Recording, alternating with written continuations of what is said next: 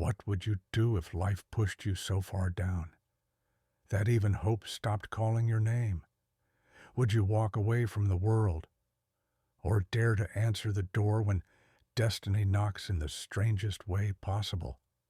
Because this story starts with a widow who had nothing left, no family, no home, no future, and ends with a discovery so unbelievable, so deeply buried in American corruption, that the entire county tried to silence it for 3 decades.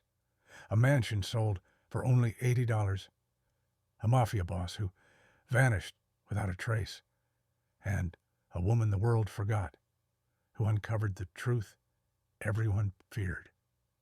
If you think you've heard stories about haunted houses before, trust me, you've never heard one like this.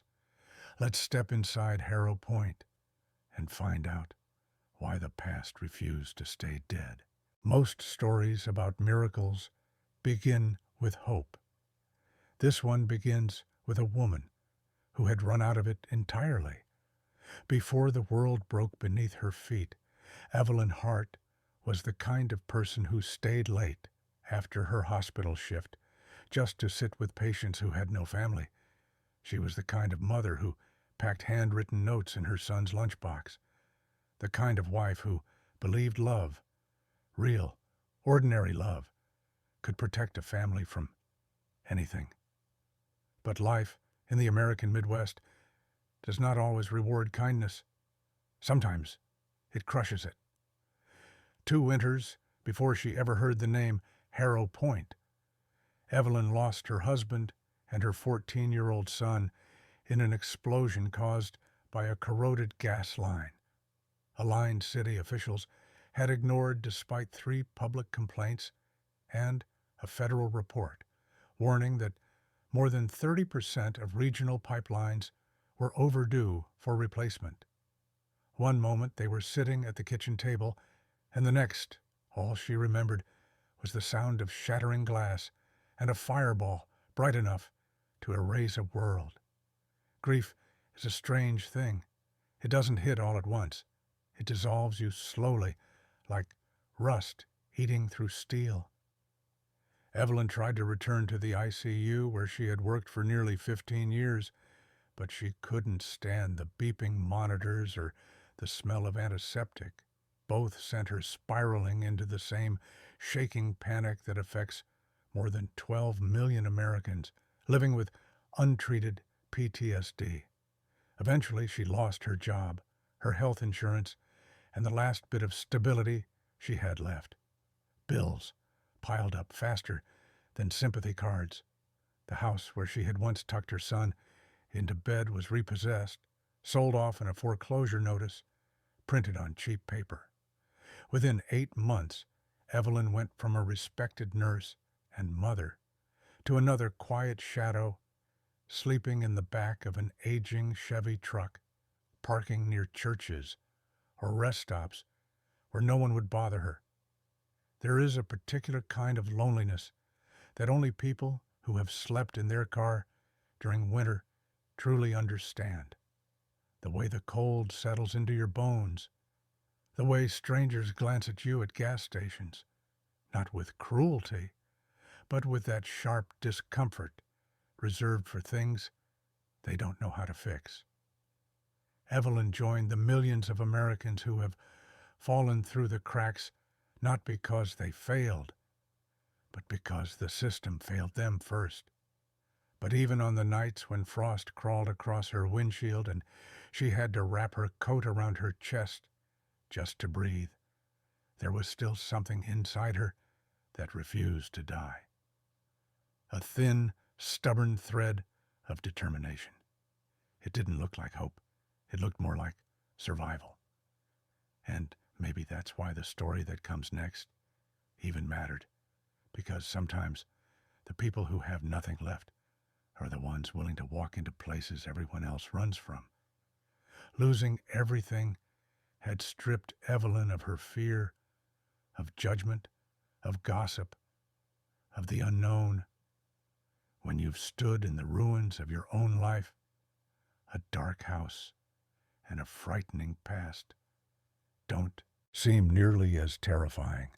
And so, as winter tightened its grip on Illinois and Evelyn counted the last $20 she had, a small classified ad would appear in a community paper miles away, offering something impossible: a roof, a chance, and a property the whole town avoided like a curse.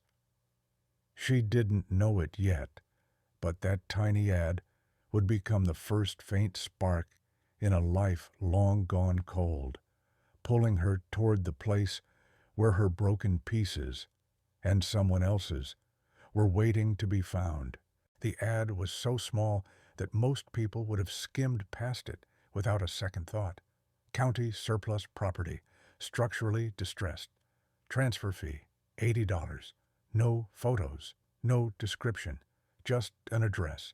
17 Harrow Point Road, the kind of line you only notice when life has squeezed you so tight that even the faintest possibility feels like a lifeline. Evelyn stared at it for nearly 10 minutes, inside the public library, her fingers trembling against the edge of the page. $80 wasn't much, not compared to what she'd already lost, and maybe that was exactly why she tore the ad out and whispered, "What else can they take from me?" But what she didn't know, what the whole county already understood, was that Harrow Point Estate wasn't just another foreclosed property. It was a house wrapped in 30 years of fear, rumor, and a silence thick enough to make grown men cross the street rather than look at its broken windows. Before the county boarded it up, the mansion had belonged to Luca Moretti, a name that still made old-timers lower their voices in diners across Illinois. Across the Midwest in the late 80s and 90s, Moretti's influence stretched through gambling rings, trucking unions, and the quiet corners of neighborhoods where people locked their doors before sundown. Some claimed he was a gentleman gangster who protected the poor. Others swore he had blood on his hands. What no one disputed was how the estate became the centerpiece of whispered legends. The night a federal raid found rooms sealed from the inside, the investigation that vanished into bureaucracy, and the final mystery: Moretti himself disappeared without a trace. Houses with histories like that develop their own mythology. They become cautionary tales, symbols of everything a community tries to forget, but never truly can. And in a country where stigmatized homes often sell for 30–60% below market value, Harrow Point Estate still sat untouched for more than 2 decades. Its price dropped again and again until the county practically begged someone to take it. When Evelyn arrived to see it for the first time, the sky hung low with the heavy gray of an Illinois winter, clouds thick enough to muffle the world. The road wound through empty fields and abandoned factories, past trailers patched with tin and small houses leaning under the weight of time. It didn't look like a place where a mansion should exist, and maybe that contrast made the estate appear even more haunting. Behind a rusted iron gate stood a structure that once must have been beautiful. Tall windows clouded with dust, stone pillars chipped and weathered, ivy curling up the walls like black veins. The wind whistled through broken panes as if the house itself were exhaling after years spent holding its breath. And though Evelyn didn't believe in curses, she felt something stir the moment she stepped out of her truck. A feeling like standing at the edge of a story that wasn't hers. Yet, the county agent met her at the gate, his coat pulled tight, his eyes darting toward the house the way someone glances at a wild animal behind a thin fence. "You're really here for this one," he muttered, as though hoping she'd say no. "Most folks won't even drive past it." bad history, bad luck. He told her about the urban legends locals passed down to their kids, the lights that flickered at 3 a.m., the strange hum coming from the basement, the delivery drivers who claimed they heard footsteps when the house had been empty for years. But Evelyn had known real tragedy, real loss. She knew that stories people tell around campfires rarely match the truth. Fear, she'd learned, is often just a reflection of something we don't understand. So, she nodded, tightened her gloves, and followed him up the cracked stone steps, her breath fogging in the cold air. Inside, the air was thick with dust and the scent of forgotten years. Faded wallpaper sagged like tired skin, and the chandelier, missing half its crystals, hung crooked, as if still reeling from whatever chaos had once echoed throughout these halls. Yet beneath the decay, the house held a strange elegance: carved railings, marble floors veined with blue, a staircase that curved upward into darkness like an invitation or a warning. Evelyn felt something unexpected, not fear, but recognition, a sense that this place, like her, had been broken by something sudden and violent, then abandoned to survive alone. Sometimes in life, the things everyone else runs from are the things that end up saving us. And as Evelyn walked deeper into Harrow Point Estate, her flashlight catching glimpses of old portraits and dust-covered furniture, she felt a quiet pull, like the house was waiting for someone who understood loss, someone who wouldn't turn away. Maybe that's why she whispered the words almost without thinking. I could live here. Not because it made sense, but because it offered something she hadn't felt in years, the faintest shape of a beginning.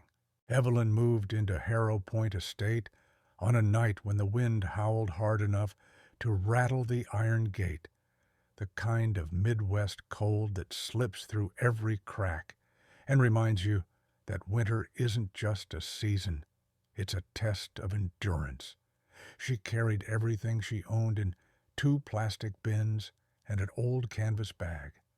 No moving truck, no welcome party, just the sound of her own footsteps echoing through a house that had been empty long enough for time itself to leave fingerprints on the walls. She set up her sleeping bag in what used to be the parlor, a room with peeling wallpaper and a fireplace filled with soot from a fire that must have burned years before. As the sun went down, the shadows stretched across the floorboards like dark branches reaching for her.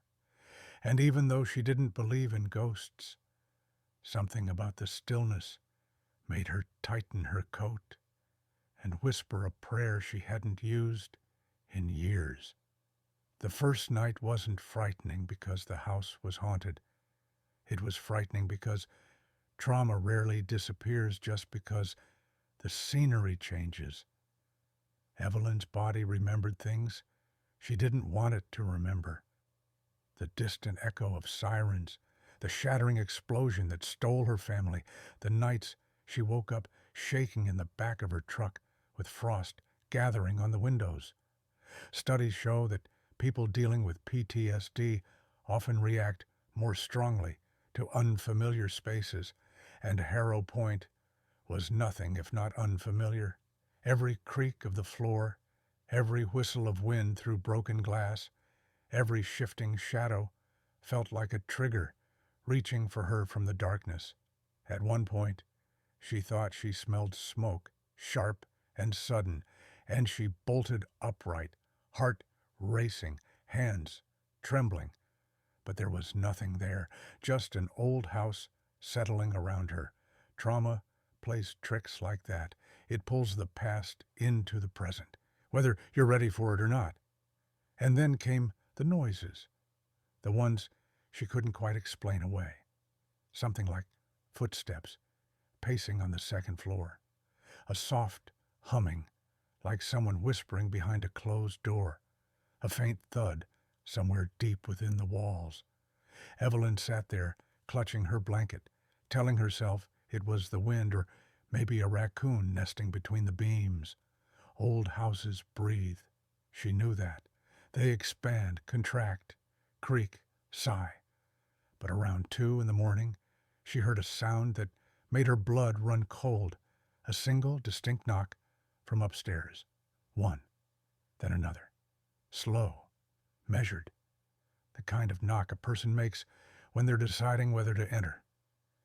She held her breath until the silence returned, heavy and absolute.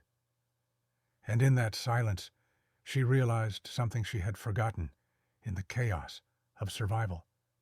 It had been years since she slept somewhere that wasn't a parking lot. Years since she had a roof over her head that didn't belong to strangers. Fear and gratitude tangled so tightly inside her that she didn't know which one she felt more. By the second night, word had already spread through the town. A woman, that widow, the one from the gas explosion, had moved into the Moretti mansion.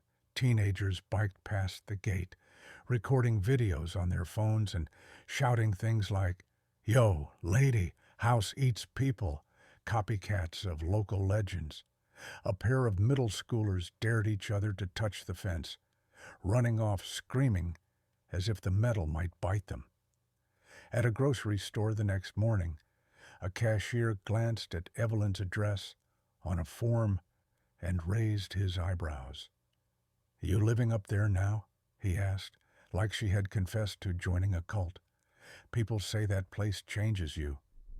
Evelyn forced a polite smile, but inside she felt the sting of something familiar, the way tragedy had turned her into gossip before, the way people talk when they don't know your pain, but think they understand your choices. Inside the estate, she tried to ignore the murmurs from outside.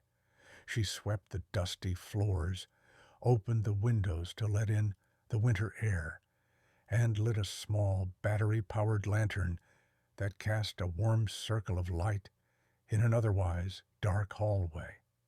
That night, she sat in front of the fireplace with a cup of instant coffee and whispered to herself that she would get through this. She had survived the unthinkable. She could survive an old house and a handful of rumors. But the house, in its own strange way, seemed to be watching her, testing her resolve.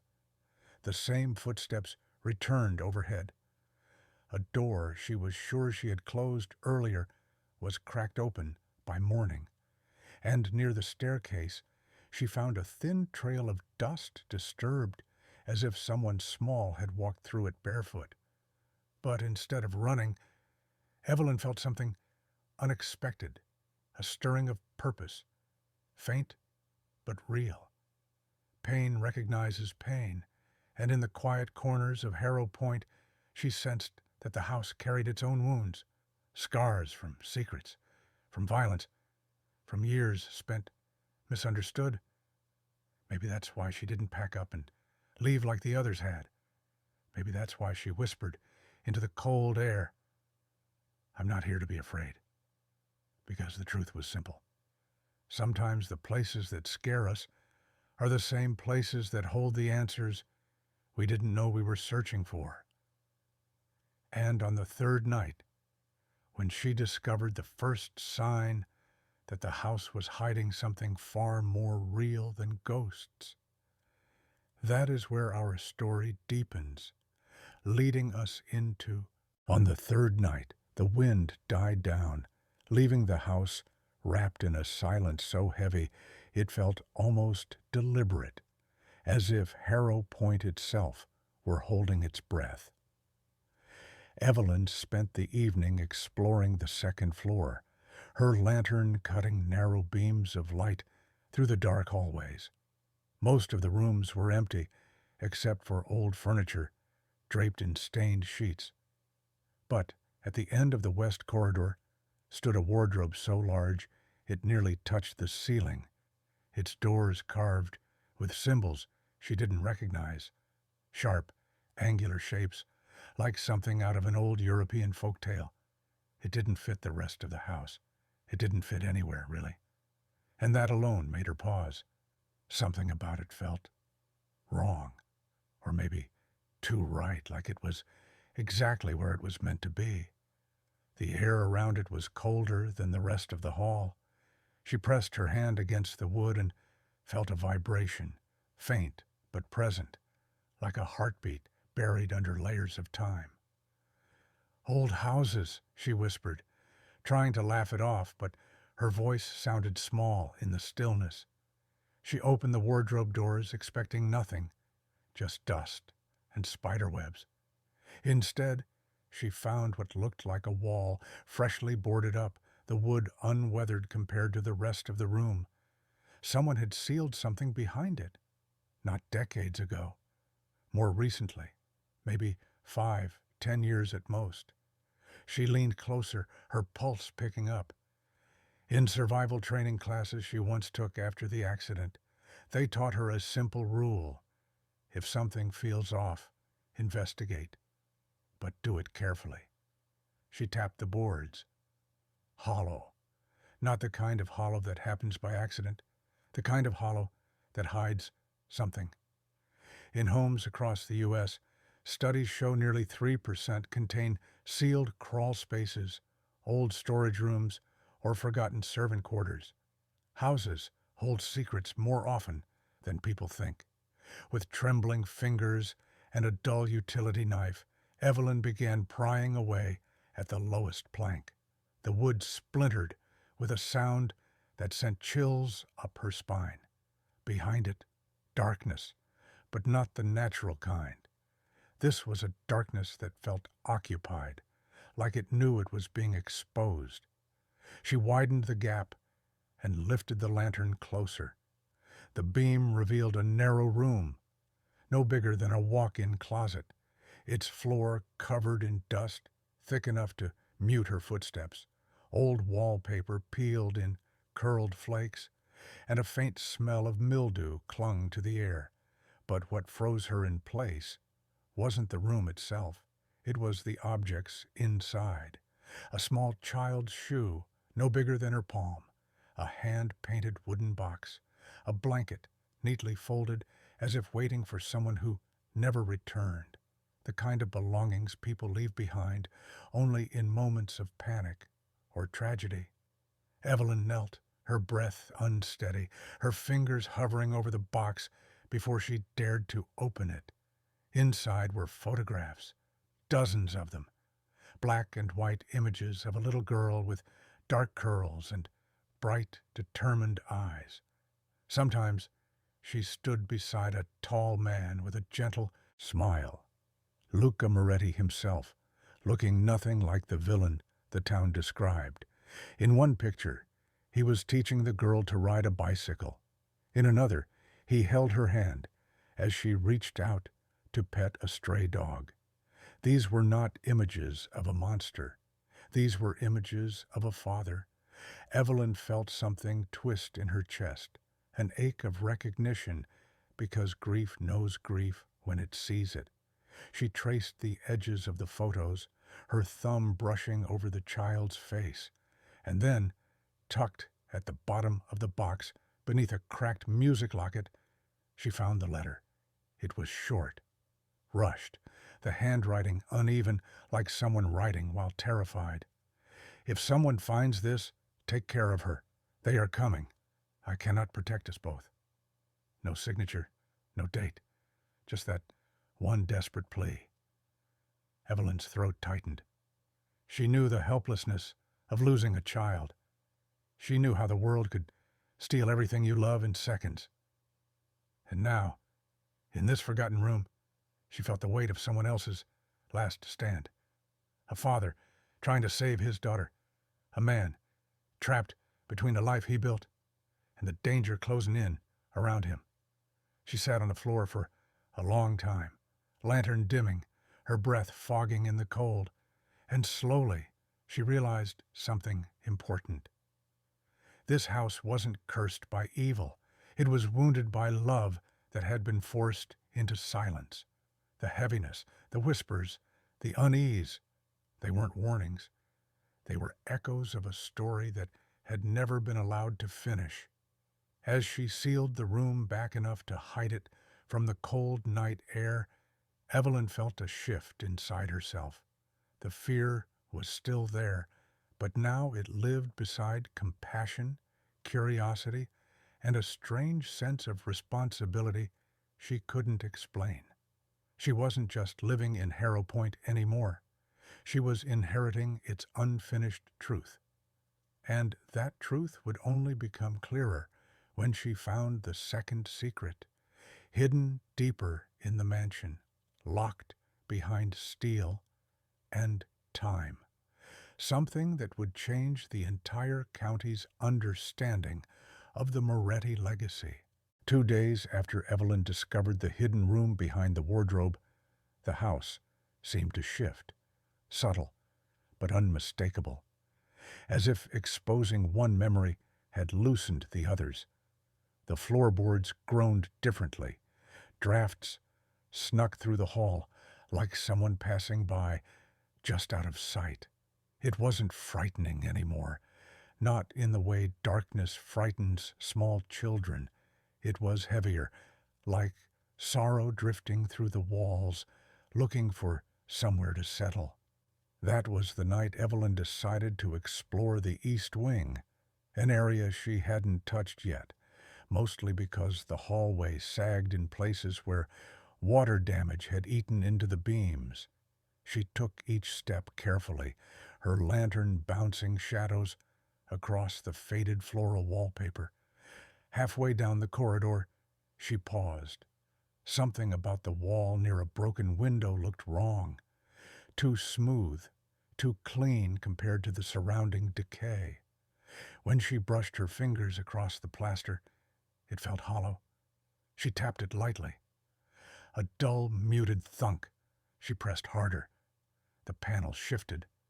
Behind it, she found a steel-safe door embedded deep into the wall, its dial rusted but intact, the metal cold enough to sting her fingertips.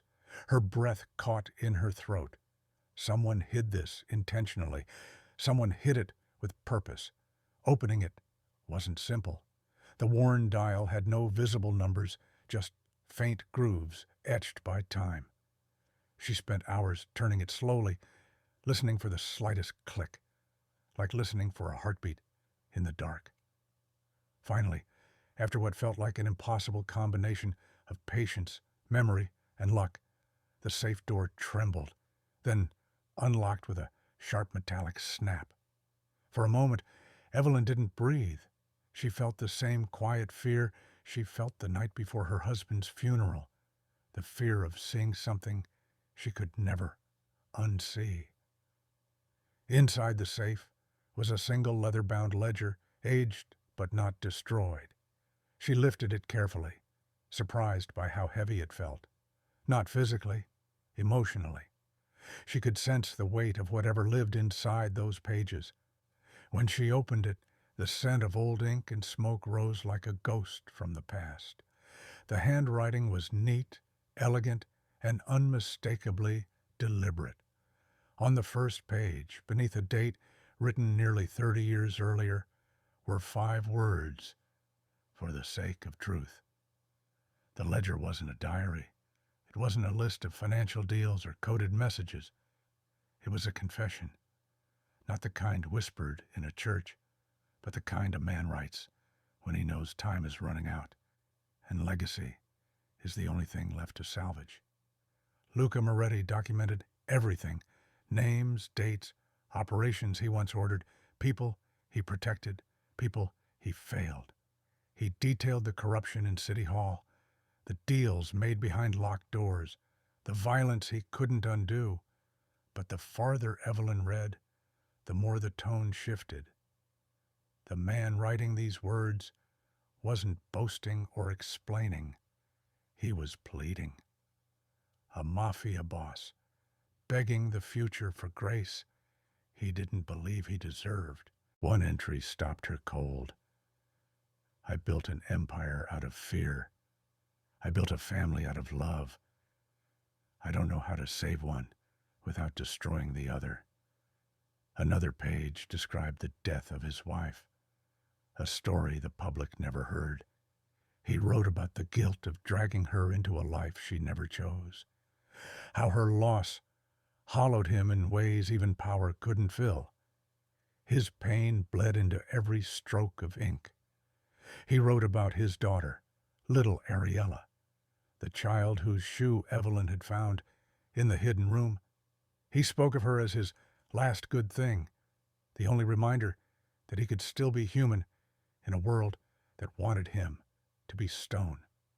And then came the most important part: evidence, photos, bank records, letters addressed to charities, schematics for a community home meant for trafficked youth and orphaned children, plans to redirect millions of illicit dollars into a trust he created under a false name, a trust that was never activated because he vanished before he could make the first transfer. His empire wasn't supposed to end in blood.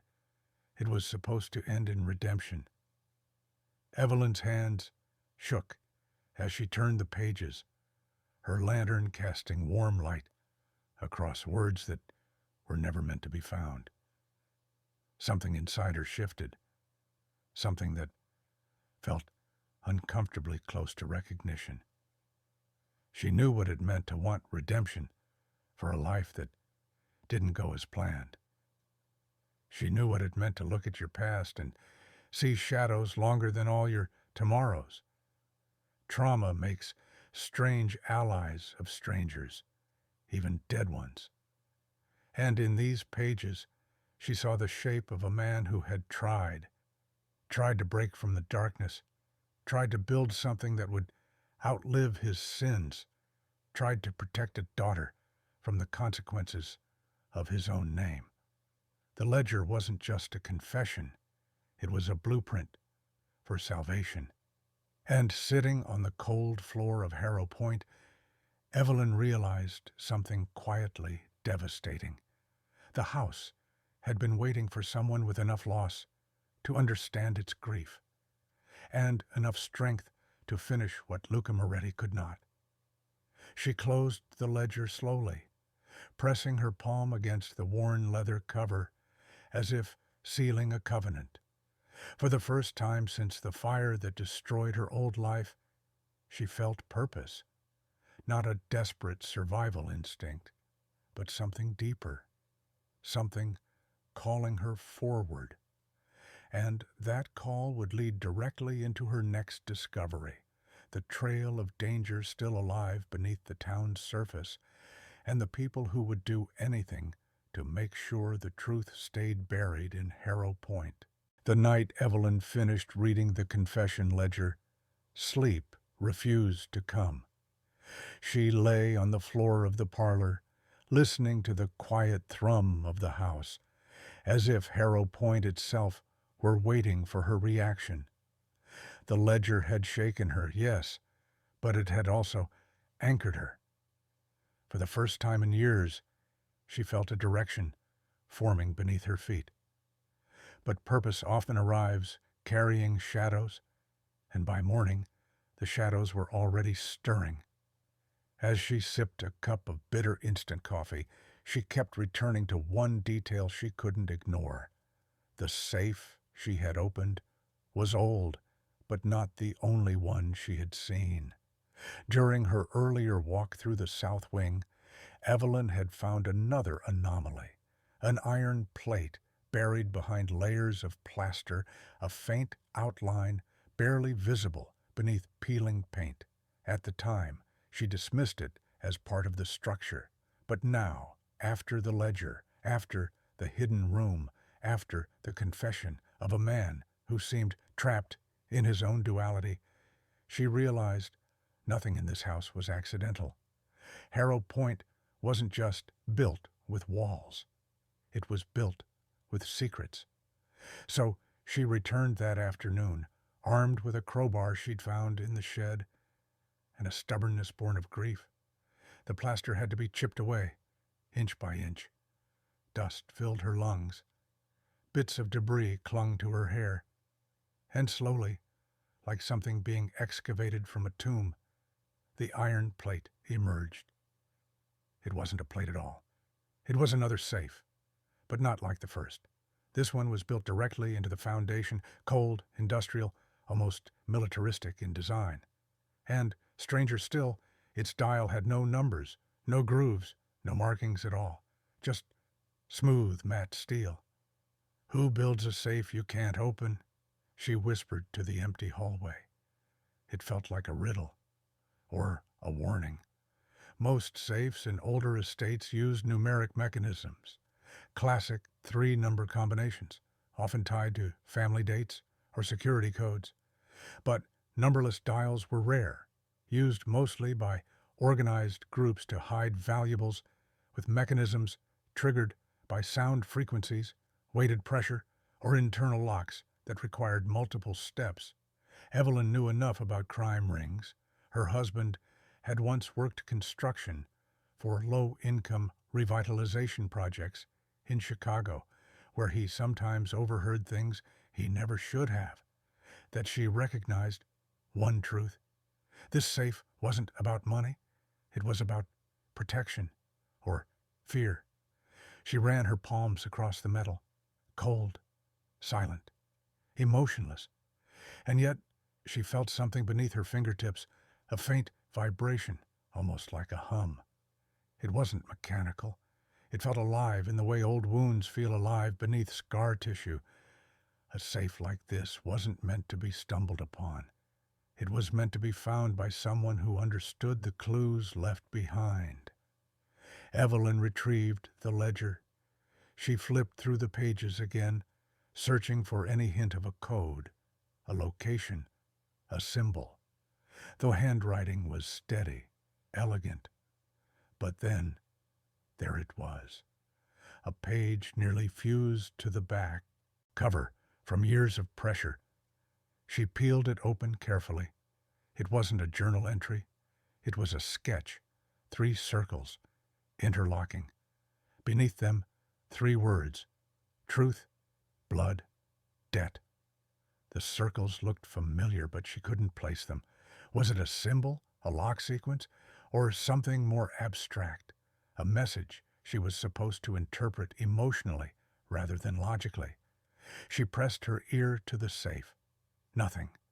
She tapped it lightly. Clack.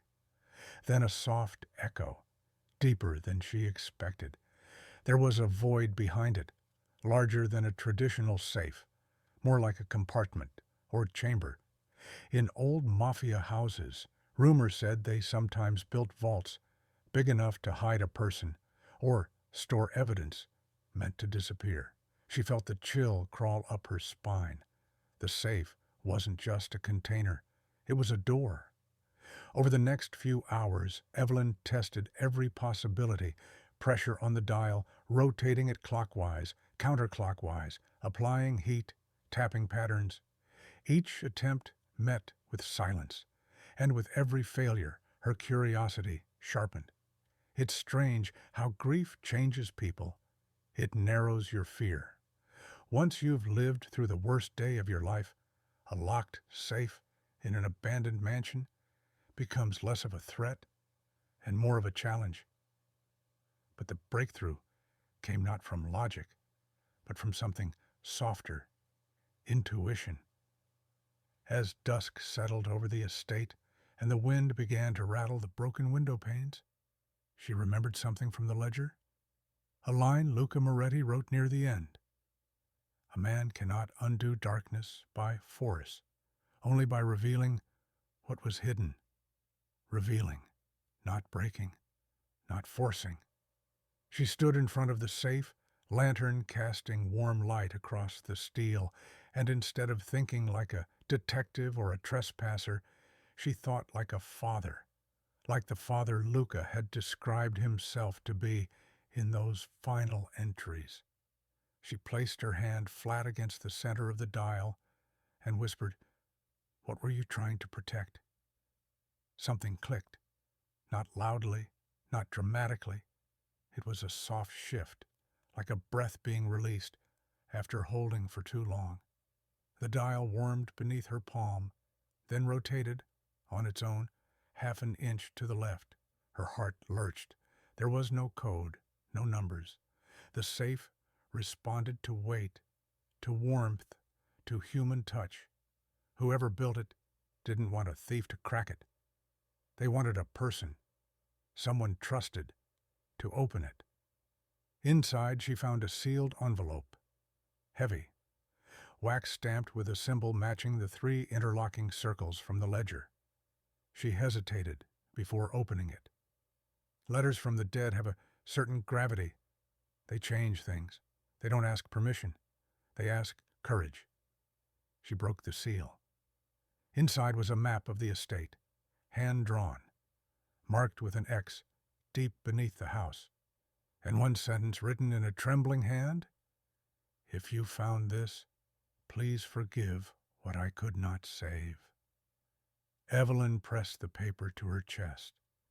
The weight of Luca Moretti's regrets, the hidden rooms, the photographs, the ledger, they were no longer pieces of a puzzle. They were pieces of a man, and pieces of a truth that had been smothered by fear, silenced by power, and buried by time. But truths like that do not stay buried forever, and Evelyn Hart, broken, grieving, and stronger than she realized, was about to follow that map into the one place no one had stepped inside for decades.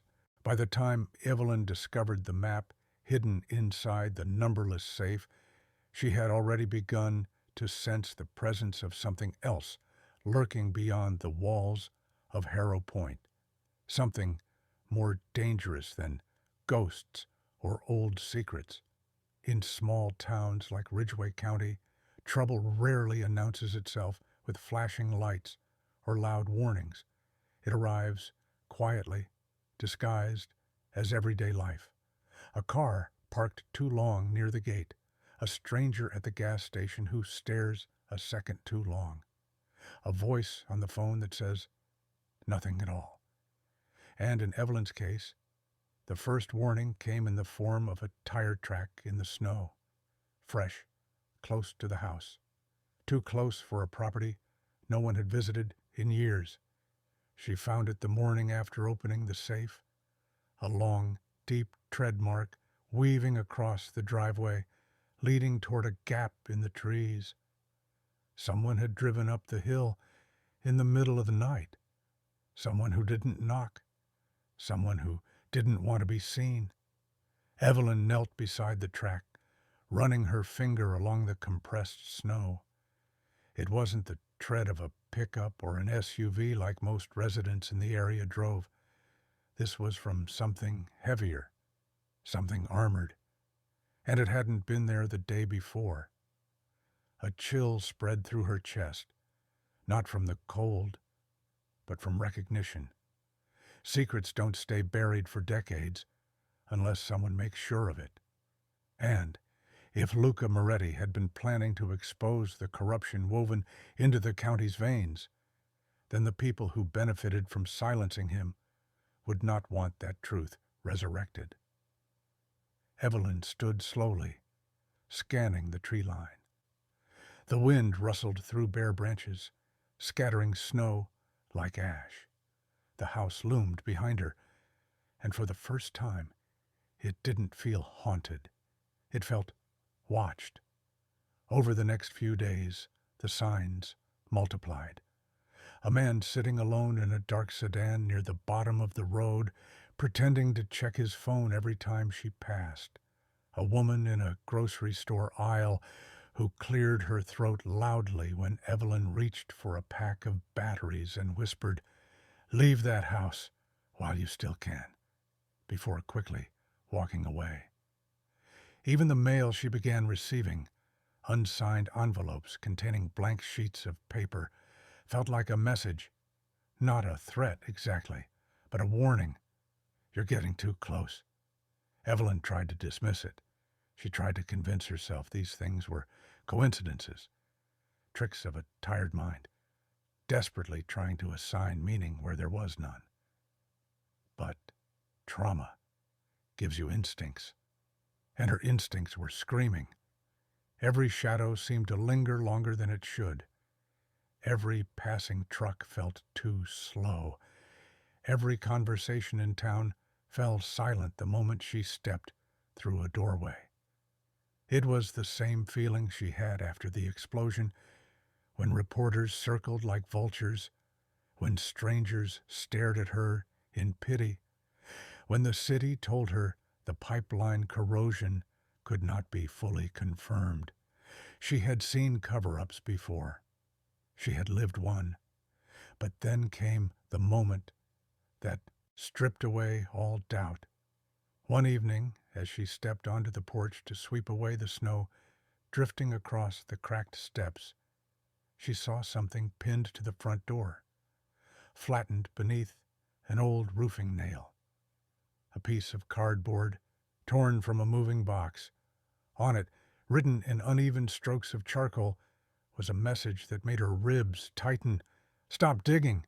No name, no signature, no explanation, just 2 words carrying the weight of a promise.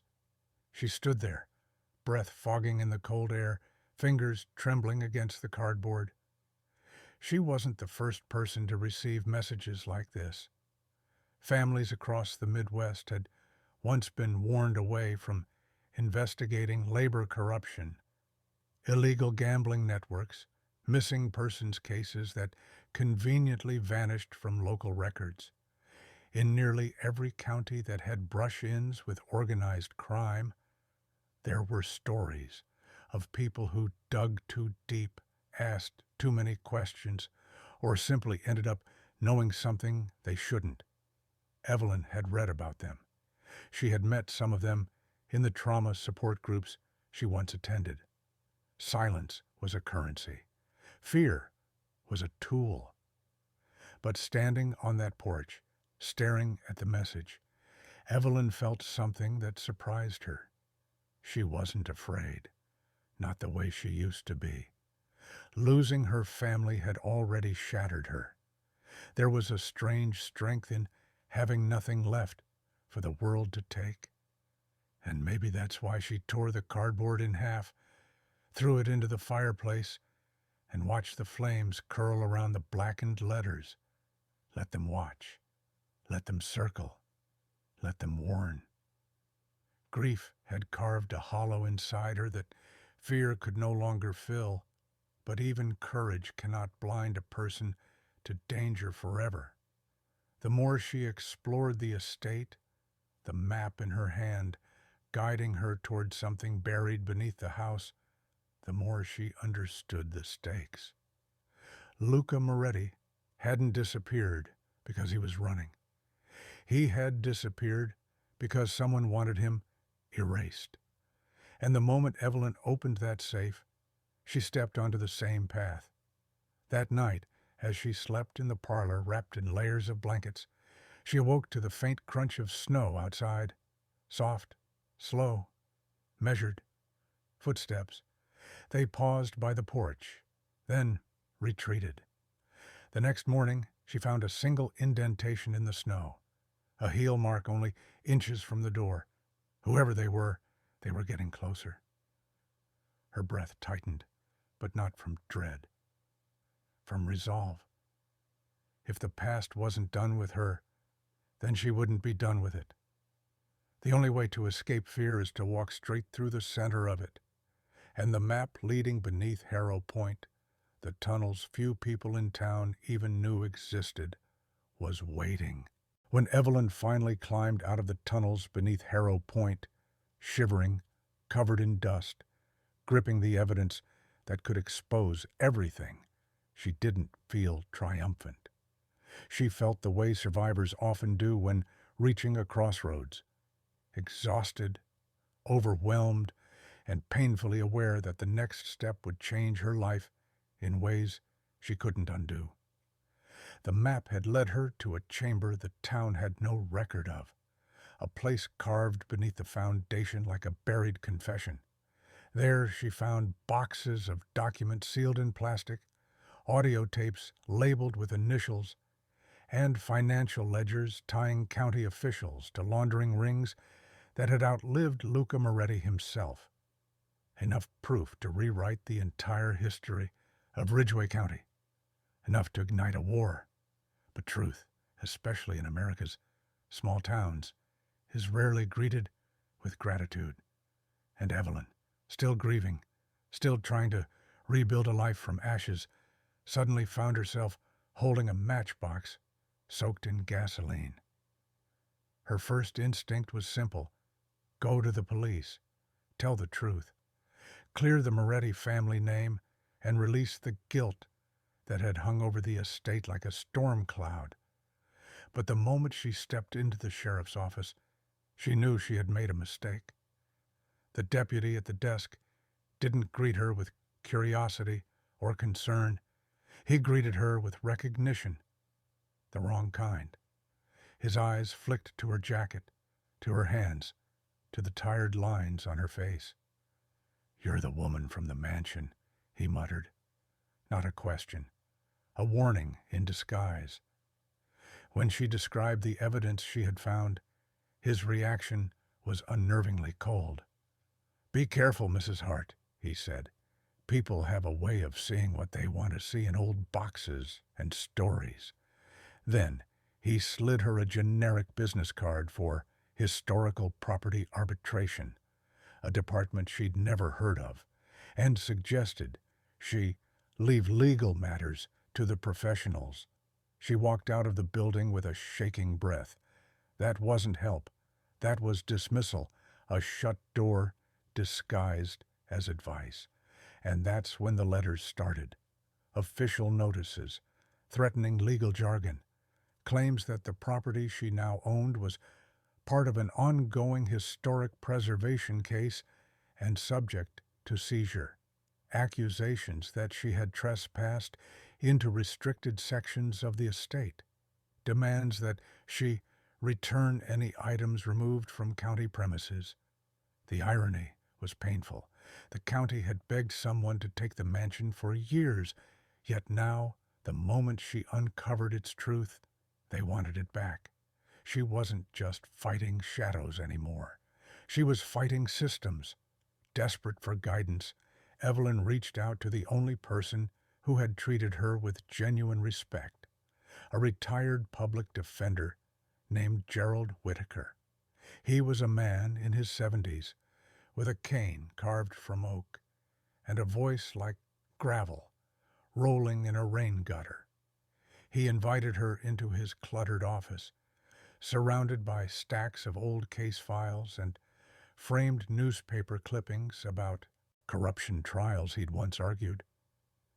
When she showed him the ledger and the documents from beneath the house, his face changed. Not with fear, but with recognition. "I've seen this kind of case," he said quietly.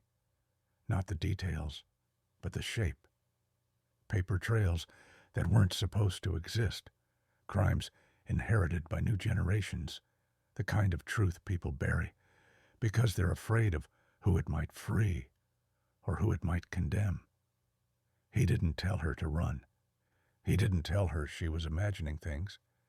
Instead, he asked, "Do you want justice or do you want survival? The law rarely gives both." That question sat in her chest like a stone. For the next several weeks, Evelyn battled forces larger than she'd ever imagined. Gerald helped her file injunctions to prevent the county from seizing the estate. She gave sworn statements.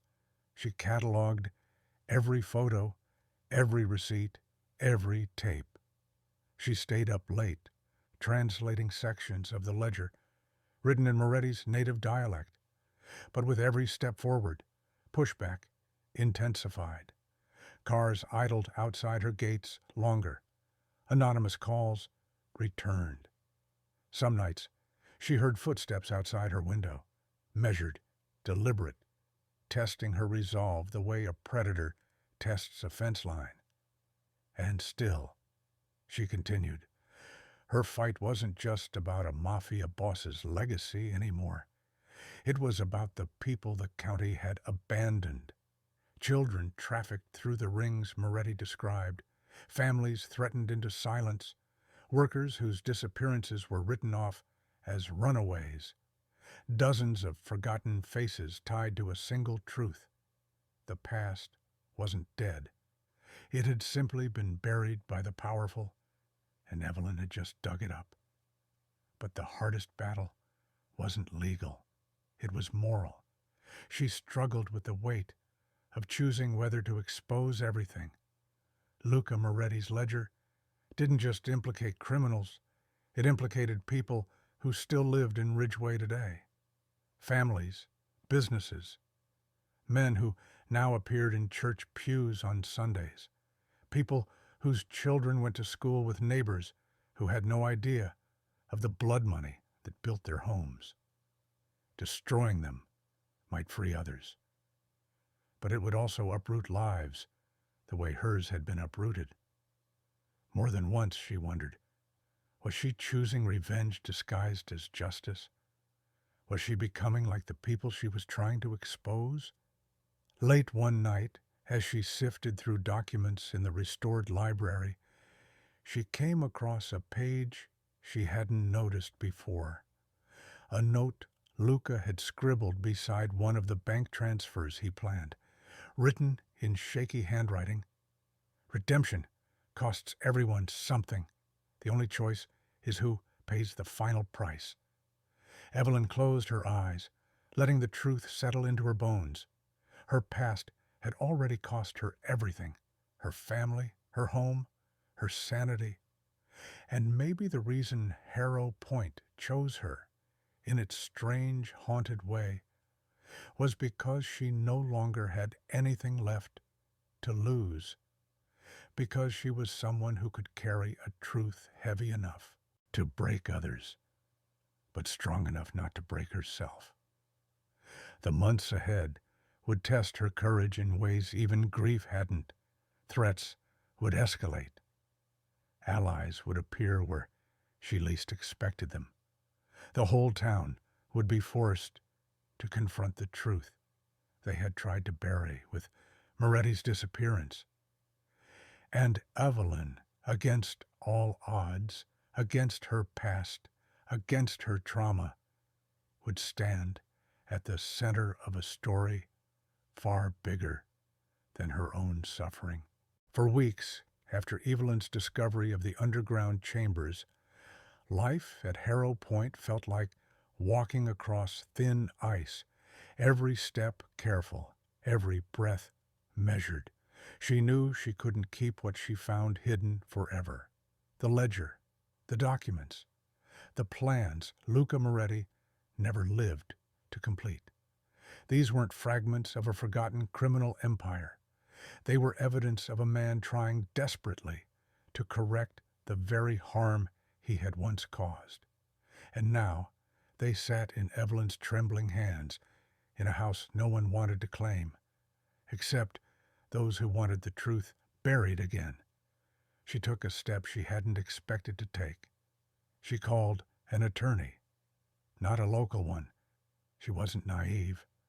Ridgeway County's justice system was too tangled with old alliances, quiet favors, and long memories.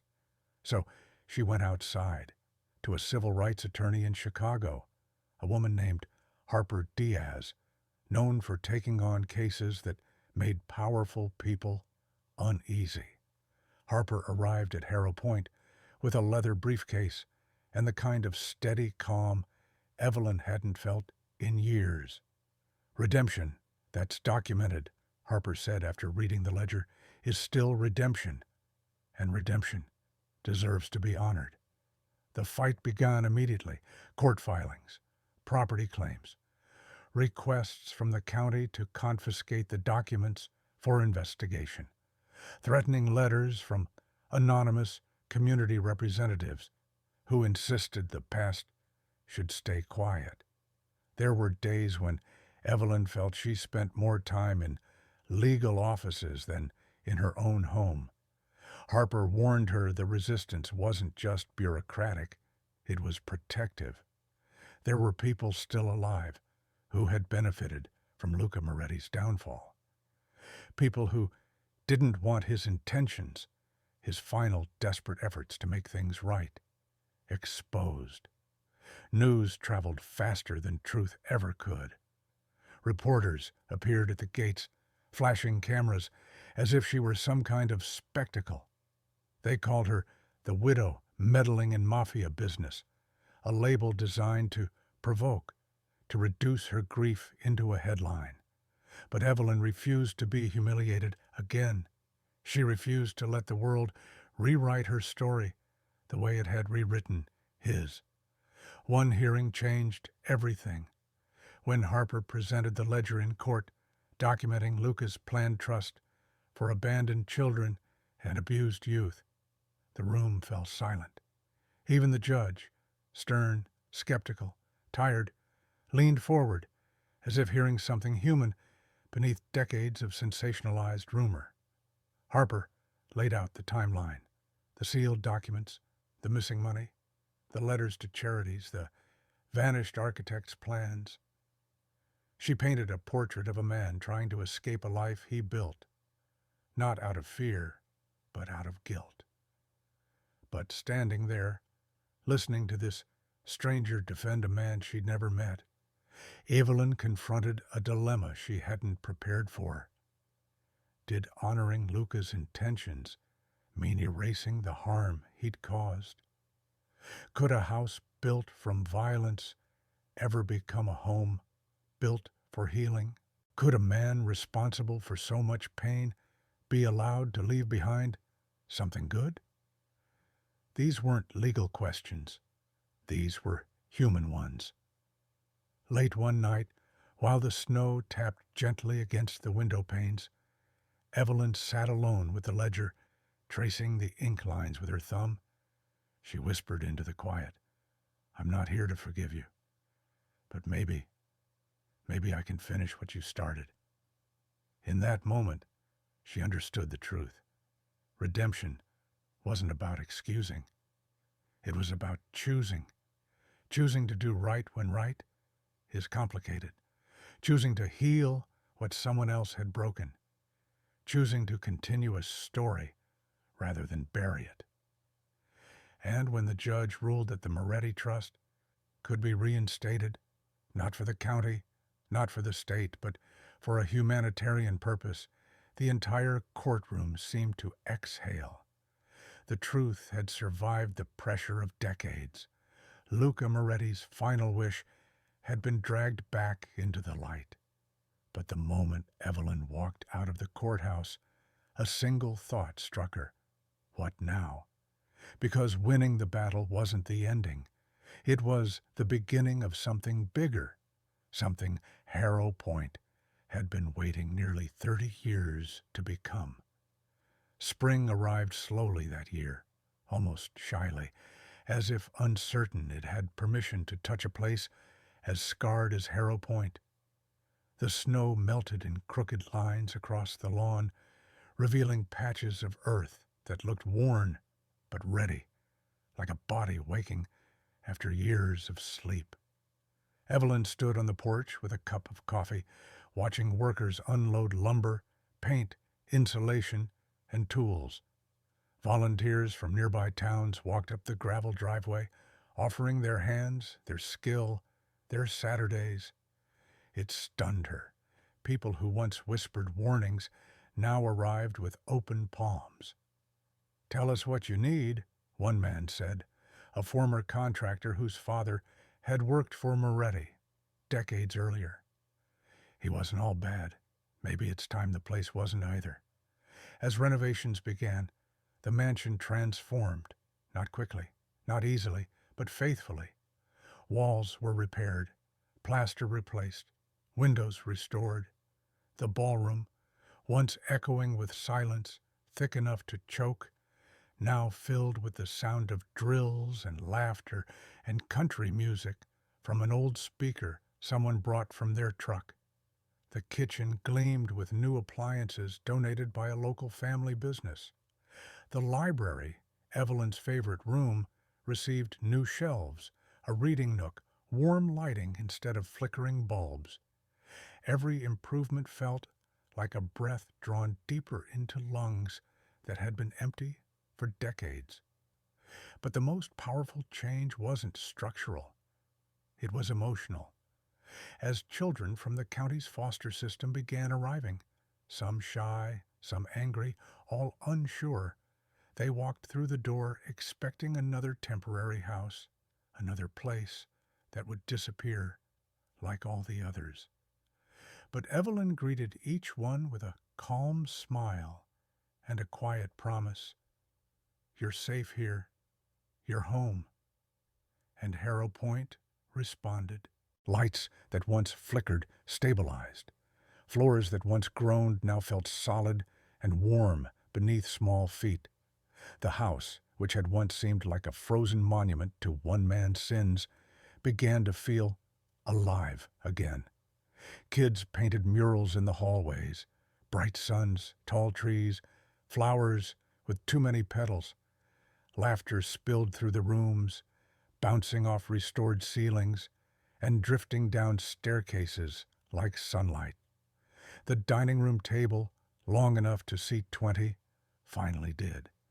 And in the evenings, when the children gathered around it, Evelyn would watch the glow of the chandeliers reflected in their eyes and whisper softly, "This is what it was meant to be." The rebirth wasn't perfect. There were nights a child woke from nightmares, memories of abuse or abandonment echoing through drafts in the walls. There were days Evelyn wondered if she was strong enough to carry so many broken stories in addition to her own. But each time doubt crept in, she remembered something Luca wrote in the ledger. A house is only haunted when no one lives in it. Fill it with light, and the darkness has nowhere left to hide. And gradually, the house healed, as if every repaired window, every fresh coat of paint, every bedtime story read aloud, stitched another wound closed, its wounds and hers. On the 1-year anniversary of its reopening, Harrow Point Home hosted a community gathering. Neighbors, donors, former contractors, and dozens of children, some who had already found permanent families, filled the courtyard. Lanterns hung from the trees, casting warm golden circles across the grass. A volunteer played guitar. The fountain, once cracked and silent, flowed again with water as clear as forgiveness. When Evelyn stepped onto the porch to speak, she wasn't the grieving woman who had once stepped into the home with fear in her chest and frost in her hair. She was someone new, someone rebuilt. She looked at the crowd, at the mansion behind her, glowing like a lighthouse in the dusk, and said, "Some houses break you, others save you. And if you're lucky, you get to help one heal, while it heals you right back." The applause rose like a wave. The children ran across the lawn. The house, Harrow Point Home, stood tall, not as a monument to crime or sorrow, but as a testament to redemption, courage, second chances, and the belief that even the darkest places can learn to let the light back in. And as the lanterns flickered against the stone walls, Evelyn felt something she hadn't felt in years. Peace. In the final years of her life, Evelyn Hart moved through Harrow Point with a steadiness that felt almost sacred, as if the house itself breathed easier when she walked its halls. What had once been a mausoleum for someone else's grief became a sanctuary, where dozens of children found warmth, belonging, and a future that no one had promised them before. And though Evelyn rarely spoke of her past, the children sensed it in the softness of her voice, the patience in her instructions, the way she paused sometimes when laughter filled the rooms, pausing not out of sadness, but out of gratitude that her heart could still recognize joy. Harrow Point Home grew in ways no one could have predicted. Donations came from across the state, not because people understood the whole truth, but because they understood goodness when they saw it. Volunteers painted walls, built bunk beds, planted gardens. College students tutored after class. Retired teachers read stories in the old parlor where Evelyn once slept on the floor with only a lantern and her fear. And slowly, the house shed the myth of its past. Windows that once reflected nothing but darkness began reflecting the glow of warm lamps. Hallways, once filled with echoes, became filled with footsteps, small, eager, hopeful. It was as if the home had rewritten its own story, page by page.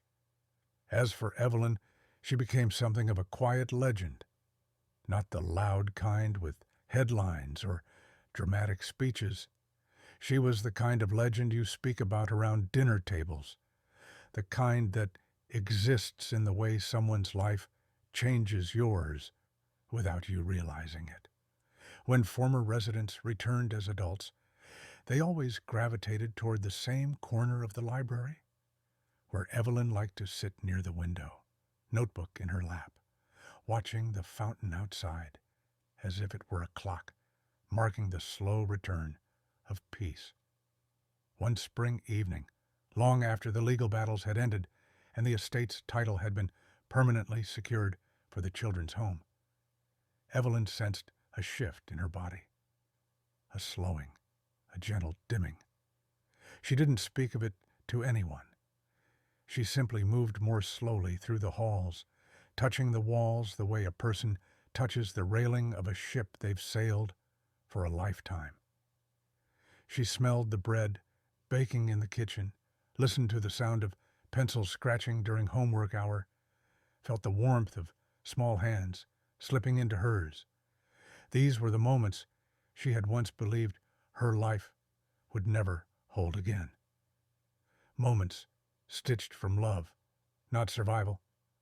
On her final night, she sat beside the restored fireplace, the same place she had once burned warnings from strangers and whispered fears into empty air. Now, children's drawings lined the mantel. A new quilt covered the couch. The room glowed with soft golden light. She held in her lap the confession ledger, the one that had changed everything, and traced Luca Moretti's handwriting with a tenderness that surprised even her. 2 lives, separated by decades, had collided inside these walls. 2 wounded souls, both searching for redemption for mistakes they could never undo. And somehow, both had found it through the same doorway. When the morning sun rose, Evelyn Hart was gone. She had passed quietly in her sleep, her hands folded over the ledger, her face softened into a peace she had spent years searching for. The children found her sitting upright, as if she had simply drifted into a dream she no longer had to return from. There were no sirens, no panic, no chaos, just a stillness so complete it felt like a blessing settling over the house. News of her passing spread quickly. The town gathered in a way no one expected. People who had once mocked her, people who had once feared the house, people who had whispered rumors and warnings. They brought candles, flowers, letters. Someone placed a small pair of children's shoes on the steps, symbolic, unspoken, powerful. One elderly man whispered, "She broke the curse." But everyone knew it had never been a curse. It had been grief, and she had faced it with a courage the rest of them hadn't. After her funeral, a brass plaque was installed just outside the library window, where the morning light hit first. It read, "Evelyn Hart, keeper of the light. Even the darkest house can learn to shine again." Children touched the plaque for years afterward, as if gathering strength from the name etched into its surface, and Harrow Point itself seemed to honor her. The fountain continued to run even during harsh winters. Vines that once strangled the walls now bloomed into soft white flowers. The rooms never again felt cold or abandoned. Over time, staff members noticed something else, something they couldn't explain. On certain evenings, when the last lamp was turned off and the halls had settled into silence, a faint warmth filled the west corridor. Not a draft, not a furnace clicking on, a warmth that felt like a presence, gentle, watchful, protective. Some said it was the spirit of the home itself. Others said it was Evelyn, staying behind the way Luca Moretti had once stayed behind in his own way. But the truth didn't need to be supernatural. The truth was in the legacy she left, a home for the forgotten, a second chance for the lost, a beacon in a county where darkness had once ruled the narrative. She had taken a place born from fear and turned it into a place of healing. She had taken a dead man's attempt at redemption and carried it to completion. She had taught an entire community that broken things are not meant to be discarded. They're meant to be rebuilt. Harrow Point stands today not just as a shelter, but as a living testament to the idea that redemption isn't a moment. It's a chain reaction, a gift passed from one hurt soul to another. A light carried so that someone else can see the path. And though Evelyn Hart never sought praise, never claimed heroism, and never asked the world to understand her journey, her life answered one of humanity's oldest questions. Can a person who has lost everything still become a force for good? Her story, her home, and the generations of children who found hope within those walls answer with absolute certainty. Yes, and sometimes they are the very ones who shine the brightest. If you want more real-life stories with twists like this, hit subscribe